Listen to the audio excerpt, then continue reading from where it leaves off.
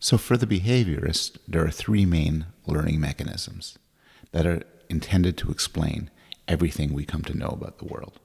And the first I could describe pretty easily. It's called habituation. And a behaviorist might define habituation as a decline in tendency to respond to stimuli that are familiar due to repeated exposure. And that's just a fancy way of saying that we get used to things. We might react strongly to something that we experience for the first time, but if we experience it over and over again, we'll react less strongly.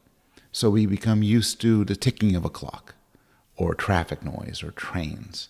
If in the middle of my lecture I would suddenly go, boo, you might startle. But if I go, boo, and then did it again and again, it won't bother you anymore. You become used to it.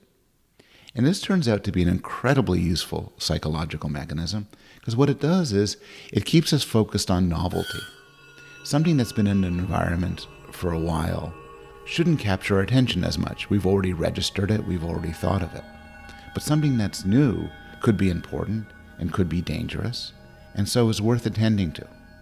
When I was a teenager, I worked in a sheet metal factory for a long period, and it was incredibly noisy, and sparks flying, and machines moving. And at the beginning, all of this captured my attention, but pretty quickly, I grew to become used to it.